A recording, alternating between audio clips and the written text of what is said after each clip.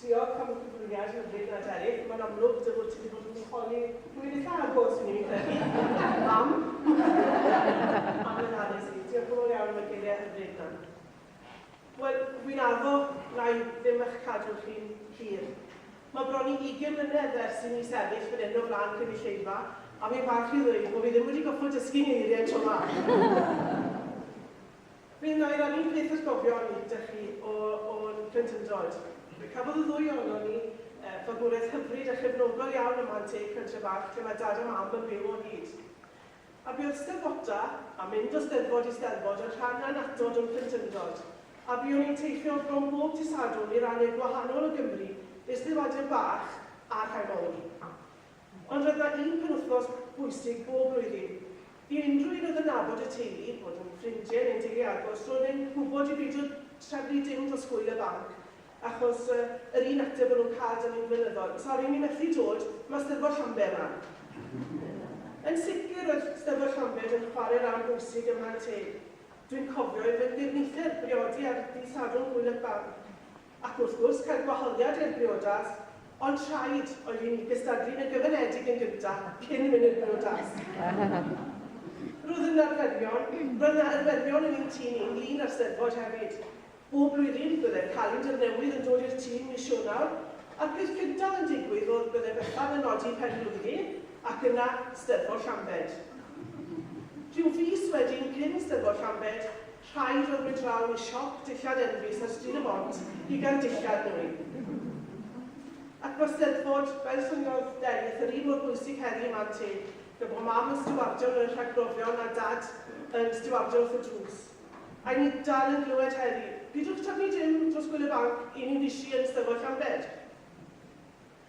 Cafodd y ddwy ohono ni lwyddiant arbennig yn y cystadlaethau gyfynedig ar agored, bod yn ganu neu'n adrodd, llefaru, canu ar ymweli, canu gyrdant, canu deiawd, neu brewd emyn, ac yna'r Bethan ymlaen i gystadleu'r llais gwifan Llanbed. A dwi'n cofio hefyd cystadleu'r yr adrodd i gyfeiliant gyda Mair, sef Mair Janet yn cyfeilio ar y deni. Melys yw'r atgofio, sef cystadlu yn y gyfynedig ar ddydd Sadwrn yn erbyn ffrindio'r tre ar ardal.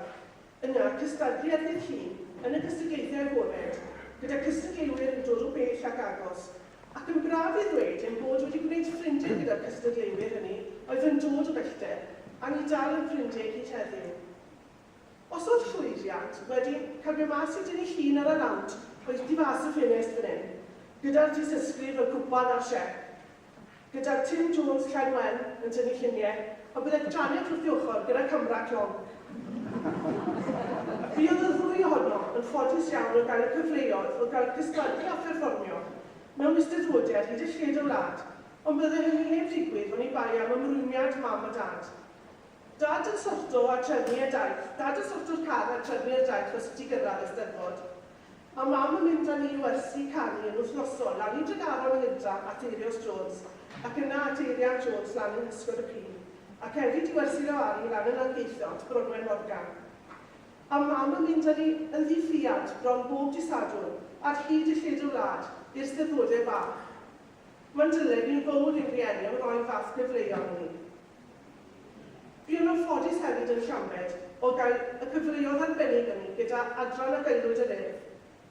Cael y cyfleoedd o gystadlu a pherfformio o flaen gwahanol gynulleidfaoedd ar draws Cymru, ac hefyd cystadlu'n Eisteddfod yr Araith a chael cryn gwyddiant, a hynny o dan arweiniad Rhian a Janet.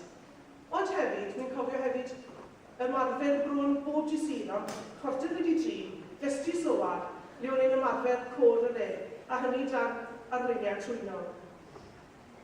Buom hefyd yn aelodau o Barti Dwynant, gan ddiddanu ar hyd y lled o wlad ac i'r gystadlu'n Eisteddfod Genedlaethol, a hynny o dan arweiniad Meinir ac Eirian. Mae'n braf gweld bod Eisteddfod Rhys Thomas James yn dal i ffynnu ac wedi datblygu dros y blynyddoedd. Mae'r Eisteddfod yn bwysig iawn i'r ardal gan ei fod yn hybu y Gymraeg a'r Gymreigdod, ein diwylliant a'n traddodiadau, ac mae'r Eisteddfod yn sicr yn rhywbeth i'w drysori gan ei fod yn unigryw i ni Gymru. Mae'n lwyfan arbennig yn eithaf talentau, ac mae nifer o talentau hynny wedi magu tisiaeth ar eich lwyfan yma, ac wedi syrennu'n genedlaethol a thu hwnt ac yn sicr, ni wedi gweld nifer o dalentau a prynawn yma. Ni byddai Eisteddfod, fel Eisteddfod hon yn llwyddiannus, ond ni'n bai am bwyllgor gwaith, diwyd a ddilino, sy'n sicrhau bod yr Eisteddfod hon yn parhau a pharhau yn llwyddiannus, a diolchwn iddynt am ei gwaith ddilino. Hir oes i Eisteddfod Llanbed, a diolch iddi am yr hyn mae wedi rhoi i ni fel teulu, ac yn sicr i genedlaethau o bobl a phlant dros y blynyddoedd. Felly o ran y ddwy ohonom, gai ddiolch am y fraint o gael bod yn newyddion y dydd heddiw, ac yn newyddion ar Eisteddfod sy'n agos iawn yn calonnau, ac hefyd dymuno pemwydd hapus cynnar i'r Eisteddfod gan y bydd yn dathlu hanner canfed y blwyddyn nesaf. Diolch yn fawr i chi am weld.